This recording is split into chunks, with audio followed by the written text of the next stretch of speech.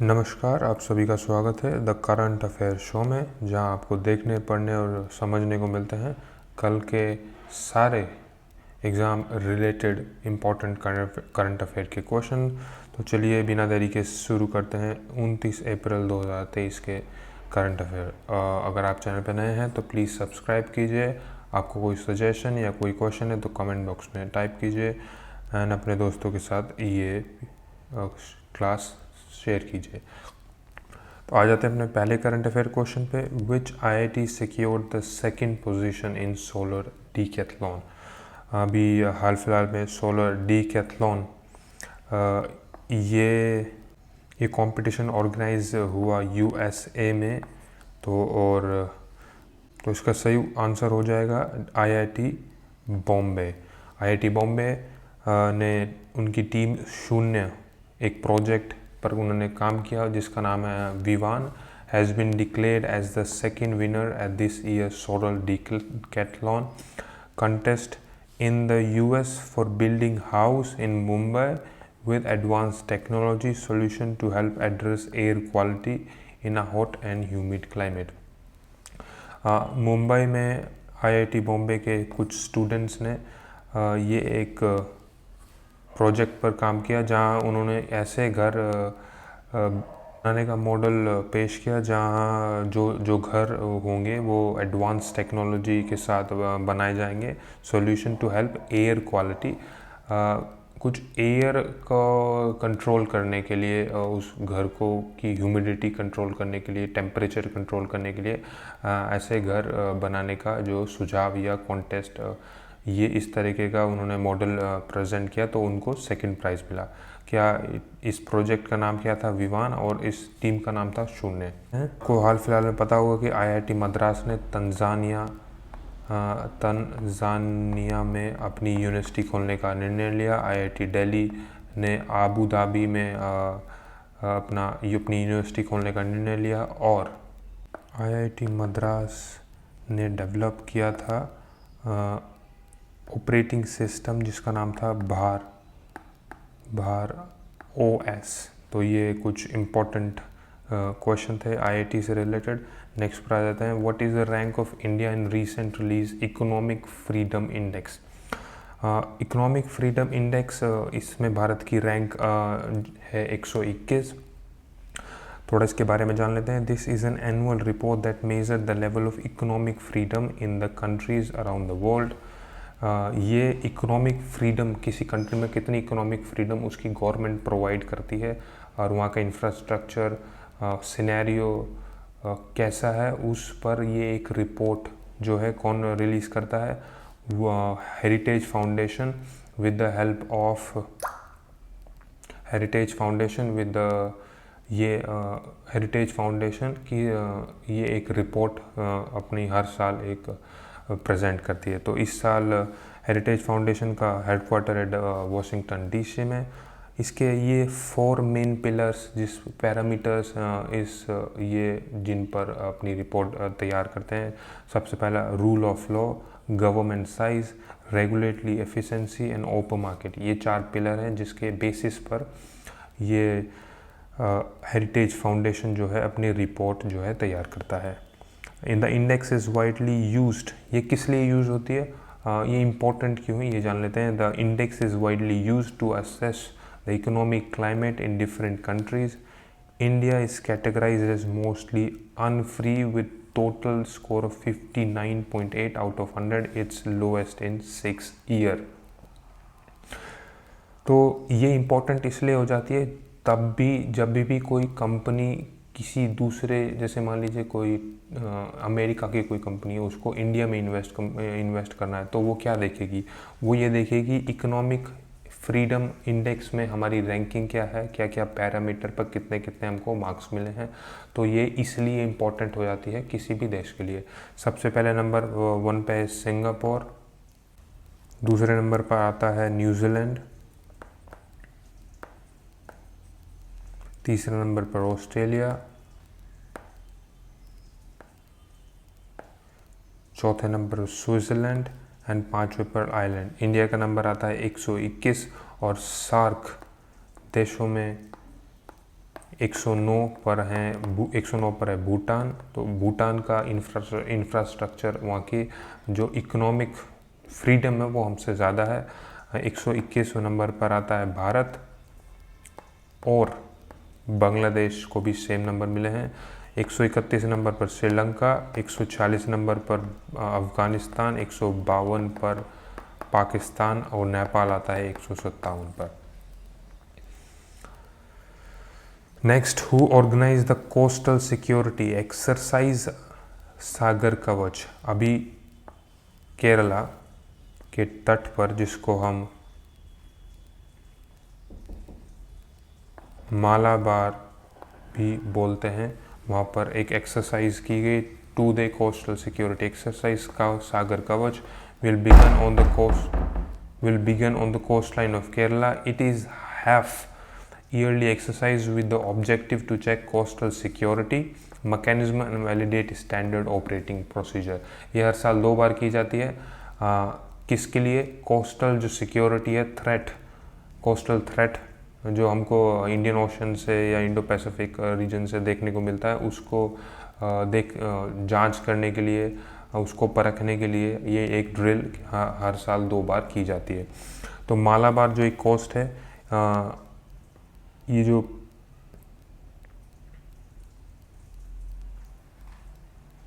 केरला वाली साइड को बोलते हैं मालाबार, और इधर वाली कोस्ट की साइड को बोलते हैं कोरोमंडल। तो मालाबार इम्पॉर्टेंट हो जाता है क्योंकि मालाबार में ही क्वाड जो एक्सरसाइज है, क्वाड कंट्रीज़ की जो एक्सरसाइज है वो हम ऑर्गेनाइज करते हैं। और इस बार अभी हमने कल पढ़ा था कि क्वाड जो मालाबार एक्सरसाइज होगी सिडनी में होगी। सिडनी में ये एक्सरसाइज ऑर्गेनाइज की जाएगी। Which Indian organization has been awarded with the Global Gold Award at the Green World Awards 2023 in America? तो अमेरिका के मियामी शहर में ये अवार्ड दिया गया, ग्लोबल गोल्ड अवार्ड। किसको? PGCI, power grid corporation of India को। ये अवार्ड क्यों दिया गया? इन्होंने कालाहांडी ज़िले, उड़ीसा के कालाहांडी ज़िले के जयपटना प्रखंड ब्लॉक में 10 गांवों को उनके कृषि उत्पादकता और ग्रामीण उनके जो जीवन, जो उनकी आजीविका है, उसमें मदद की। कैसे मदद की? वाटर साइड प्रबंध, सामुदायिक भागीदारी और बेहतर फसल प्रबंध अभ्यासों से इन्होंने उनके जीवन को, उनके आजीविका को बेहतर, उनकी कृषि को बेहतर बनाने के लिए कुछ प्रयास किए। उसके मद्देनज़र ये अवार्ड इनको दिया गया। अब PGCI, ये PGCI power grid corporation of India, इसके बारे में थोड़ा हम पढ़ लेते हैं। ये एक गवर्नमेंट PSU महारत्ना कंपनी है, जिसका हेडक्वार्टर होता है गुरुग्राम में।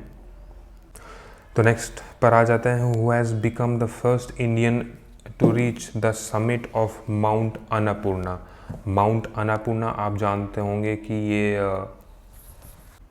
ये अन्नपूर्णा रेंज नेपाल में पड़ती है। ये 10वीं सबसे ऊंची चोटी है, जिसकी लंबाई 8091 मीटर। तो हाल ही में अर्जुन वाजपेयी, इन्होंने ये पहले भारतीय बने हैं to reach the summit of mount Annapurna first. तो ये जो ऑप्शंस है इसके बारे में थोड़ा जान लेते हैं। स्कैलजैंग जिंगजिन, ये पहले भारतीय बने थे टू असेंट माउंट अन्नपूर्णा के टॉप पर पहुंचने वाले without the aid of oxygen, बिना किसी ऑक्सीजन के पहले भारतीय माउंट अन्नपूर्णा के को असेंट करने वाले पहले भारतीय बने थे।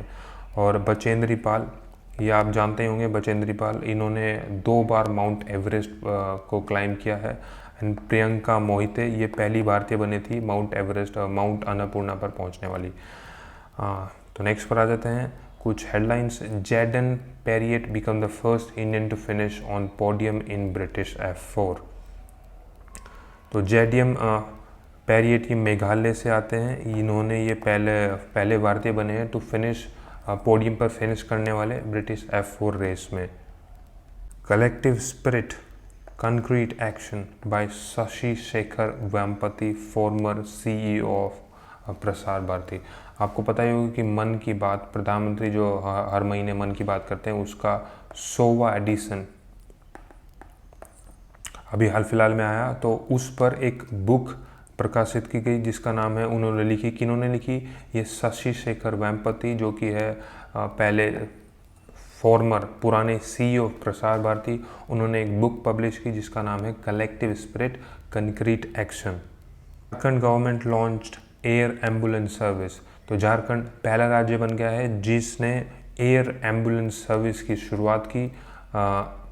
जो भी सीरियस इल जो मरीज़ हैं किसी भी अस्पताल में, वो ये सर्विस का लाभ उठा सकें और जल्दी से जल्दी उनको मेडिकल सर्विस प्रोवाइड, अच्छे से अच्छी मेडिकल सर्विस प्रोवाइड हो सके। तो ये महत्वपूर्ण कदम झारखंड गवर्नमेंट ने लिया है।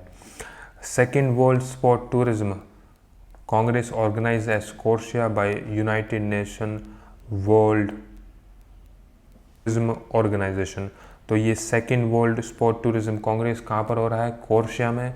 इसको कौन ऑर्गेनाइज करा रहा है? UNWTO। इस पर बहुत सारे एक्सपर्ट्स और लीडर सारे पूरे वर्ल्ड से जो कि रिलेटेड है स्पोर्ट्स और टूरिज्म सेक्टर से, वो आएंगे, अपनी बात कुछ मुद्दों पर बात करेंगे और कैसे हम और अच्छे से डेवलपमेंट और इस क्षेत्र में काम कर सकते हैं, उस पर ये चर्चा होगी। तो इस बार की थीम रखी गई है ये ऑर्गेनाइजेशन की थीम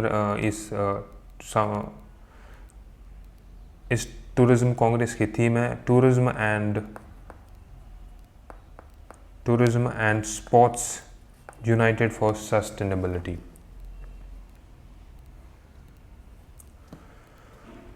वर्ल्ड इम्यूनाइजेशन वीक जो हम मना रहे हैं, ये celebrated in the last April between 24 and 30 April. 24 से लेकर 30 ऑफ अप्रैल हर साल ये वर्ल्ड इम्यूनाइजेशन वीक मनाया जाता है। किस लिए मनाते हैं? Aims to highlight the collective action needed and promote the use of vaccines to protect people of all ages against disease. हम सबको ये जागरूक हो सके कि जो भी डिसीजेज, जो भी वैक्सीनेटेड डिसीज हैं जिसका इलाज वैक्सीनेशन से संभव है, लोगों को अवेयर किया जाता है कि जल्दी से जल्दी अपने बच्चों, अपने आप और बूढ़ों को ये जो वैक्सीन है ये उपलब्ध हो, ये लगवाएं ताकि आप सेफ रहें। जितनी भी डिसीजेज हैं जिनका वैक्सीन मार्केट में आ गया है।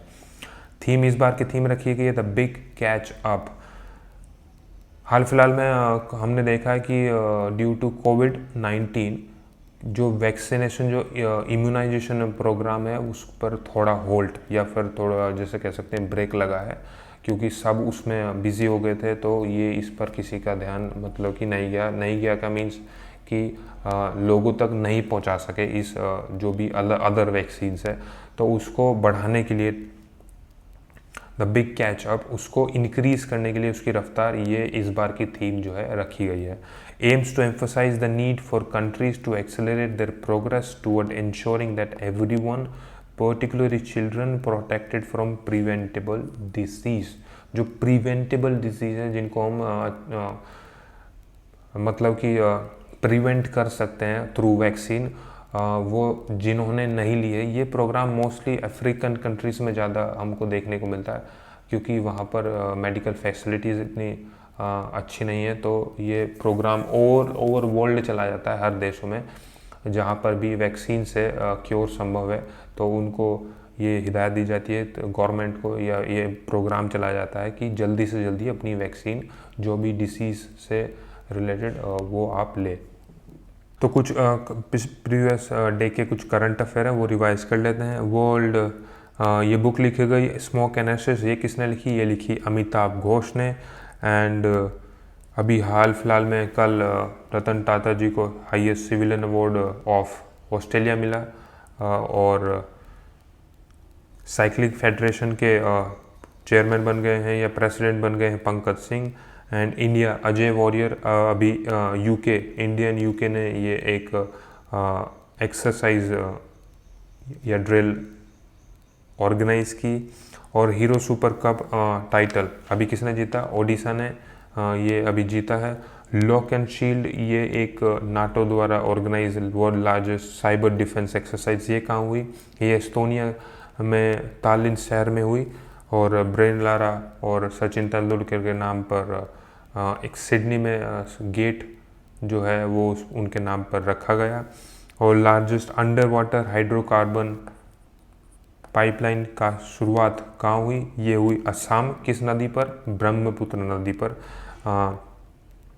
और MMA जो मिक्स मार्शल आर्ट, इसके जो अपॉइंटेड जो हुए हैं प्रेसिडेंट, वो कौन है? महावीर सिंह फोगाट।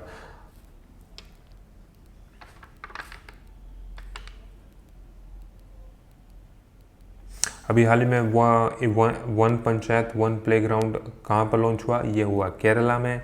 और सूडान में जो ऑपरेशन चल रहा है, एवैक्यूएशन ऑपरेशन, उसका नाम क्या है? ऑपरेशन कावेरी। तो ये कुछ प्रीवियस डे के कुछ important current affair related questions थे जो आपके साथ मैंने शेयर किए।